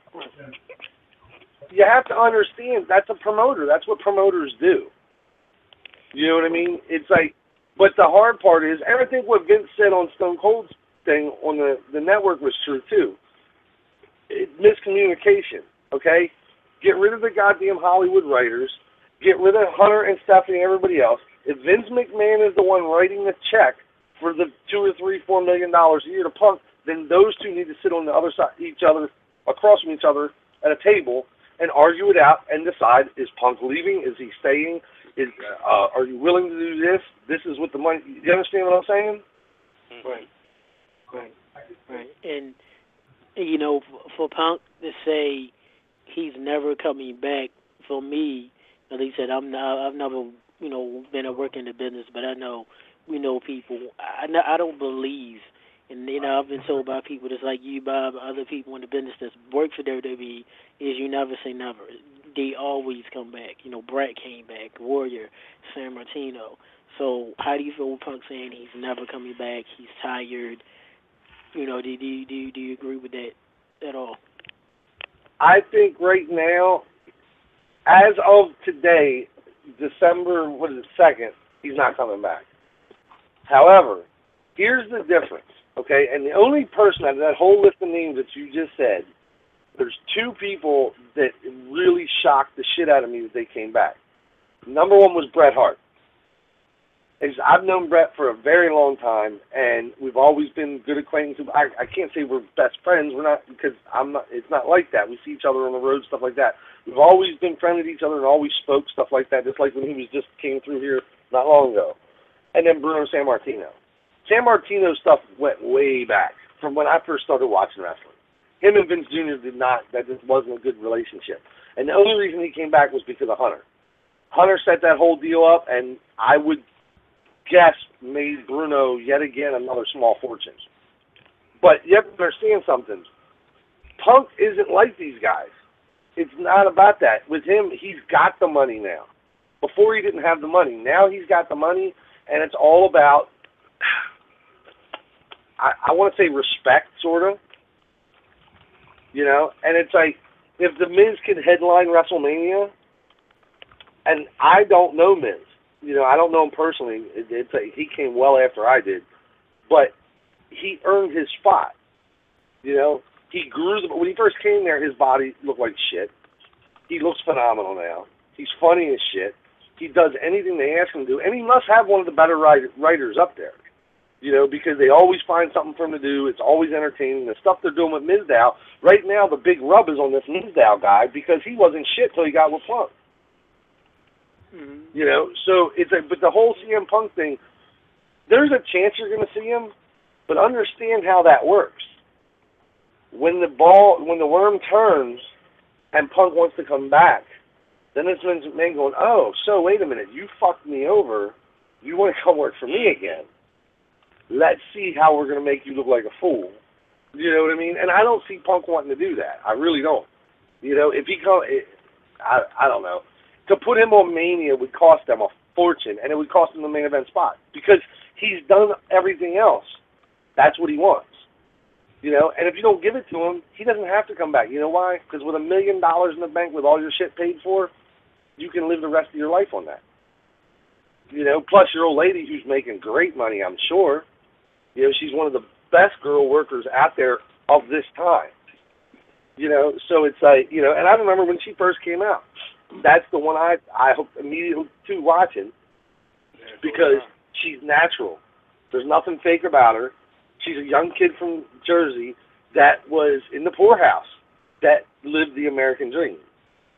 You know, she was good at what she did. People picked up on it, and boom, you're a superstar. You know, and that doesn't happen too often. I mean, the Punk thing, it's funny because he leaves the company, and then the network nonstop plays Punk shit on the network. And I sat down one night and I watched the story of CM Punk. And it's really interesting to watch how just a local indie guy that busts his ass, drives thousands and thousands of miles, wrestling the same guy every night, which a lot of us have done because you find one guy that you mesh with well and try to take that match all over the place. And he lived the American dream in this business. You know, but the problem is, and you guys hit the nail on the head, what is this business now? There's only really one company. The Jeff Jarrett thing, if it all comes off well, could really be a boost in the ass for this business. You know, where you're going to bring, and have you guys heard or reported on, I've read something, I think it was yesterday, about one of the Japanese companies is going to start a network similar to the WWE network. Yeah, I think it's New Japan. Yeah, I did read that. Yeah, I think it's New Japan. And to give credit to Jeff Jarrett company, Jeff Jarrett signed Jim Ross. Yep. Which I thought was a power move right there. Like, I loved how Stone Cold stuck it in Vince's ass over and over again about Jim Ross. See, there's only two guys that I know of that can do that, and that's CM Punk and Stone Cold Steve Austin. Because they don't give a shit. You piss me off, I don't need this. I do it because I love it. Punk doesn't love it anymore. Stone Cold, when I met Stone Cold, it was so funny because I've heard all the stories of how they were eating potatoes and they were broke and they came in from Global. I was there when that happened. I was there through the whole Pillman Austin thing. It was amazing at WCW. They didn't handle it right, but it was amazing. And to watch him become what he is today, they don't need wrestling anymore. You know what I mean? That's the difference between that group of guys and guys like me. I would love to wrestle for a wrestling company. And people go, oh, you'd work for the WWE in a heartbeat. No, I wouldn't. I have no aspirations whatsoever to work for for a film company. You say whatever you want to get. I got into, but I still try to keep it a little bit politically correct because the WWE is an amazing company. And I'll talk shit on the internet like everybody else because I get tired of seeing the same bullshit. However, to work there is an honor. But I want to work for a wrestling company. I came into the business watching the NWA, and it was all about respect. And it was about guys going out there and performing every night, night after night after night. And that shit wasn't easy back then because it ain't like now. Now, somebody jams their finger, they get 6 weeks off. Back then, you could break 3 of your fingers, take them some bitches up because you better be at the show tomorrow night. And that's what I love about the wrestling business. And it's like the local independent scene here is so funny in Maryland because, if you work for me, you can't work for them. I'm an independent contractor. I work any goddamn place I please. As soon as you have enough money to sign me to a piece of paper, let me know. Other than that, it's like I have friends that work for every company in the state of Maryland, and it's kind of like I just laugh because it's like, okay, this one doesn't use me, but this one will, but that one's pissed off because they would like to. I don't care, man. Yeah, I'm 42 years old. I've been there and done that. Most of the owners, with the exception of MCW, because MCW, the owner, doesn't wrestle anymore, most of the owners of these companies in Maryland all wrestle. I've already been there and done that. I've been in the ring with the best of the best. Okay? How many of these guys locally can say they wrestled Ricky Steamboat for 22 minutes on television in a match that they didn't book on their show? I had people that, like, when I went to TV, my name was typed in the sheet. The rest of the guy, it was blank spots. They just filled in names. Why? Because they knew I could do it. And to me, that was all the pat on the back I needed because I loved to do what I did. Now, should I have had a part-time gig at home? Probably. You know what I mean? I would have done a lot better after it was over. But I had a blast, and, like, I met guys like you because if it wouldn't have been for TV, you wouldn't be talking to me.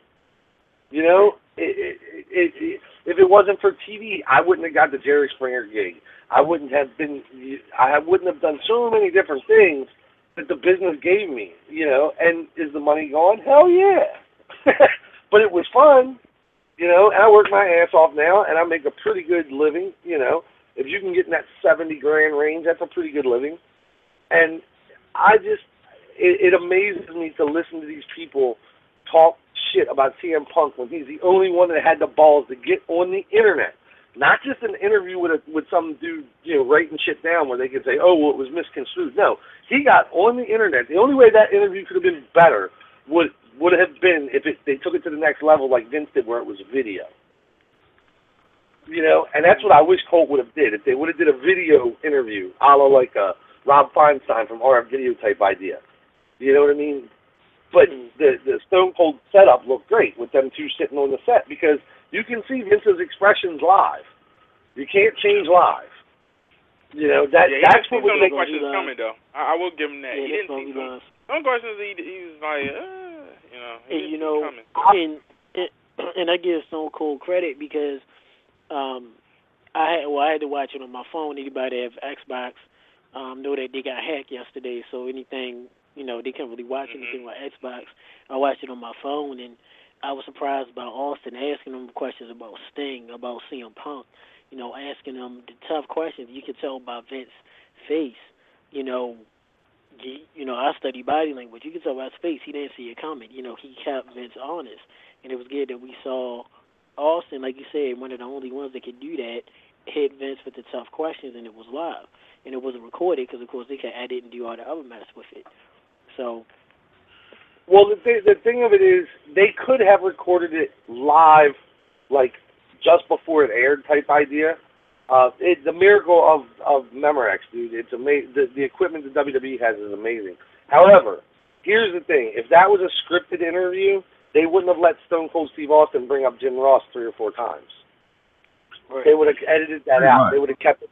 They would have kept it to once. So it was, Steve Austin's a pretty straightforward person. If he calls bullshit, he calls bullshit. And that's the only part that sucked, because he was biting his tongue because he likes to speak as he normally speaks, like I do. And if people don't like it, there's a thing you can click in the right-hand corner and just turn it off. But I guarantee the ratings on that were amazing. And they need to do stuff like that. For the network to survive, they need to start doing house shows. They need to start doing stuff like they just did with Steve Austin. They've got to give the people something they don't see every day, because let me tell you something. Monday Night Raw, I remember many years ago, you looked forward to next Monday night. I don't look forward to Larry the fucking Cable Guy. I don't look forward to Grumpy Cat. Are you kidding me? And they bitched about Doink the Clown? You have got to be kidding me. You put a cat on a TV show. It's a totally different time now. And I've thought about it long and hard the last few weeks, and it is true. The WWE is an amazing company. It'll never be duplicated, but it is an entertainment company, not a wrestling company. Do you feel, Bob, not to cut you off, do you feel that WWE is doing this stuff? I know Vince said, also asked about, well, you're not having no competition, how do you push yourself? And Vince talked about, a competition with yourself and with the people. Do you feel that they're doing all of this stuff and getting away with this mess because there's no competition? Absolutely. There's not a WCW, there's not an ECW. Absolutely. I talked to someone that worked rather closely with Vince, and this was recently. And like he said, Vince McMahon does not give a shit about TNA. He doesn't acknowledge their existence. He could care less. Okay? The Jeff Jarrett thing, I think, will piss him off just a little bit, because him and Jeff, the heat over the years, stuff like that. TNA does not exist to Vince. Because TNA is still, they don't have enough money to be an entertainment company. They're a wrestling company. And I just think there's certain ways that you have to do things. Do you realize, and I believe this with all my heart, if someone could pull the money, if they could get Ted Turner to do what I've heard he wants to do, if they opened a wrestling company, a la WCW, that the guys had to know how to work, okay? Not just entertain, but work. And they showed wrestling matches and didn't worry about all the video packages and all the other bullshit that's Hollywood, it would work. People are dying to see pro wrestling. Not pro entertainment, nothing else, pro wrestling. A la Tommy Dreamer's gig up in Philadelphia. Why is it so successful? Everybody up there is hungry, and yes, some of them want to go to WWE, but some of them love to wrestle. Vince McMahon has, or I should say Hunter has, because Hunter came up with it, the whole NXT gig in Florida. Okay? The only way to really get in that company, unless you were somebody before, is to go through NXT. How many people make it from NXT? All that does is tie up the best independent guys there is where they can't go work anywhere else. And more power to them. They're making their little paycheck and stuff like that. But I always, when I worked, I wanted to make more. I always wanted to make more. I always wanted to be seen more. I always wanted to be on the road more. I hate being at home. I've always been like that. I love to be on the road, meet people, and travel and stuff like that. And it's like, yeah, it gets monotonous after a while, but there are some people that just, they were born to do that. And no, I wasn't born to. Well, I'll tell you the truth, Bob, not to cut you off. To tell you the truth, Bob, the thing about NXT and the WWE product is that I like NXT, and it gets to the point where when it comes to having all the international stars that are on NXT, I like seeing them, but I'm very afraid of them making the main roster because, it's going to get to the point in my mind that creative is going to have a suck job of pushing them or have nothing for them, and they're going to stay stagnant and dry on the main roster. That's why right now, what you mentioned, Tommy Dreamer's House of Hardcore, that everybody's foaming at the mouth to see the shows. Even I saw some of the matches on YouTube, and it was good matches. Even when Del Rio had came back and did his thing, everybody was foaming at the mouth to see that because why? The WWE product sucks so bad. I agree with you said about Larry the Cable Guy and Grumpy Cat and Soccer Mom, who's coming up next week or something, whoever. But it gets to the point where, well, I'm just joking. Well, it gets to the point that where when we see those people, we're just like, oh man, what's next? What do we have now? So, but getting back to it about the product and the hosting, I used to like a personal favor. I used to like the guest hosts who wanted to get in the ring and wrestle, even though it was cheesy, or wanted to get with the product instead of just sitting back and saying that I got a movie coming out, come watch my movie, and they walk away with this check. You know what I mean? So I think right now with the indie scene has so much potential to step up and get to the point where they say, hey, there's other alternatives in WWE. Come watch us. And we go to these shows, and they're great amount of people who sees the wrestling and enjoys it. Right. Now, Bob, that's the biggest problem with the business. If Coke went out of business, Pepsi shit out of luck. That make any sense? Yep. It doesn't matter if Pepsi's on sale if there is no Coke. You know, people don't get, and I've said it from the beginning, and I'll die saying the same thing, dude. When I got into business, I was home one day. I've said this in many interviews. My mom was a huge bowler, and she got me into that, like bowling or whatever. And one time it was snowed out, and I sat home and clicked on trying to watch cartoons because I was a young kid. And somehow or another, I turned on WBAL in Baltimore, and they had the old WWF show. So it was long before Superstars. It was just a regular show from Poughkeepsie, New York, with 6 matches. You have one headline match at the end with a sort of headline match. It was still a job match, but it was a sort of headline match. The difference between today's wrestling and yesterday's wrestling is true superstars. The only reason John Cena is a true superstar is because they have shoved him down your throat for so long. Back in the day, you were on TV every week. You were beating somebody. You know, if you were smart, you made the guy look halfway decent, so it made the perception was you beat someone, not just somebody, but someone.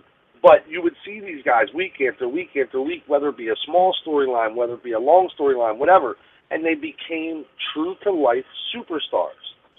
Those superstars are still getting $400, $500, $600 a night on the independents 25 years later. Most of these guys now, A, don't even know what the hell independents are, okay? And B, all they want to do is use the WWE as a stepping stone. But being it's an entertainment company, I can understand that. Because once you've been on TV in front of the millions WWE universe, let's take it to the next step and go do movies. And being the WWE owns a movie company, well, hell, it makes it a little bit easier. You know? Why do you think you see 30 girls on the roster? Women's wrestling has been destroyed in the last couple of years. Why? Because it's not an attraction anymore. It's just another match. Yeah, they got nice asses. Great. But I was in a day where there was girls like Heidi Lee Morgan and Linda Dallas and even Moolah. Moolah never had the looks for me personally, but she could go out there and kick ass. Yes. You know, but when you heard there was a girls' match on the card tonight, like when you walked into Baltimore Arena and there was an unannounced girls' match, you opened the program and you saw the lineup, you're like, wow, the girls are here. Kind of like, wow, the midgets are here. You know, it was an attraction that people were excited about. Now, you have 2 girls' matches on a 3-hour show. So, you understand what I'm saying? And like Vince said, and I agree with that, as a good promoter, because I've been on that side of the table too, you have to cater to your entire audience. Well, if you look at pro wrestling now, it caters to friggin' perverts because you got girls in these little outfits that were unheard of back in the day on the show over and over and over and over again. But if you're going to have them on payroll, you got to use them. You have to justify to the masses, because it's a publicly traded company, why you have all these girls on payroll. You know, but it doesn't mean something. Everything in the past meant something. You know, the NWA World title meant you were the best wrestler, the guy that could handle it. Because not many people could handle shit like that back in the day. You know, nowadays they trade belts back and forth. I couldn't tell you who's what. You know, Ric Flair, they had a T-shirt. What the hell was it? 18-time or 16-time world champion or whatever.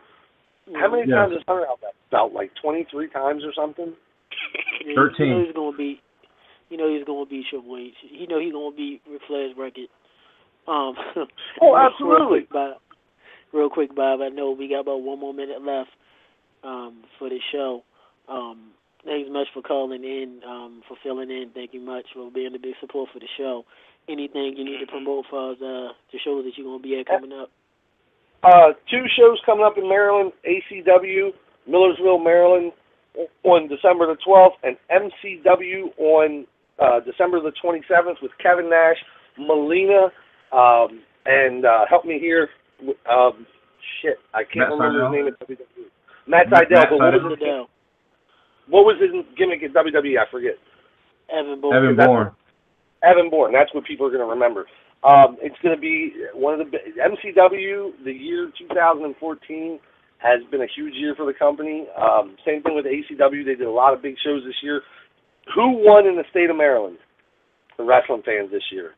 Why? Because they had the best shows you could see. Bottom line. Good answer. Family Feud, right? Good answer. All right, guys, listen, I probably won't get a chance to talk to you guys beforehand. Have a good New Year. I look forward to being part of the show right after the New Year, and we'll get together and we'll do some real down-home shooting. Shit on it. Let's have fun. Yeah, we'll see you at ACW. Yeah, we'll see you at ACW on next Friday. So. All right, guys. You take care, and I'll talk to you soon.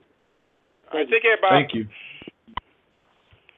Everybody that was a journeyman of the wrestling business, veteran of wrestling, has wrestled all over WWF, WCW. Bob Starr, he's wrestled, with the likes of Sting, Randy Savage, Ricky Steamboat, Ric Flair, the who's who of wrestling. So we thank him definitely for having him on. Real quick, just announced Shinblade, our correspondent, just confirmed Aries Spears does apologize, having only one signal. Aries Spears will be back here live on December the 23rd at 7 p.m. Eastern Time. So we will be bringing back Aries Spears. But we do thank David Herro from Pro Wrestling Report for coming on in. We thank Aries Spears for calling in. Also attempting to, talk. I understand things happen with weather. We do thank Bob Starr for calling in, definitely, and everybody that has contributed to the show and all those that are listening now. With that being said, I can't really say too much. Yeah, big up to man, Drolix. Can't forget him. MCW, thank you. Black Wall Street champ. Yeah, Black Wall Street, current Maryland Championship Wrestling Heavyweight Champion. So I can't really say too much. My voice is dead. Edison Game Boy. I want to get the gospel, everyone, and once again to recap what he said. Thanks to Bobby Starr, to David Herro, to Aries Spears. We'll be back December 23rd. Don't forget Part 2. To MCW champion Drolix. This is NSC Game Boy with the host Tech, our correspondent Shinblade. Check us out. Follow Tech on Tech // UTMR NSC Game Boy. Whatever. NSC Game Boy is so correct. And the Sensational One. Ain't that's your handle? Sensational One. Yes, Sensational One. ONE. All right. There you go. Follow us on Twitter and hit us up on Facebook and all that other good stuff. We'll see y'all next week. We'll announce who it is, whatever. It's raining out here. I got to get dry. All right. I love y'all much, and we will talk to you next week. All right. See you then. Good night, everybody. Amen. Shalom. Amen.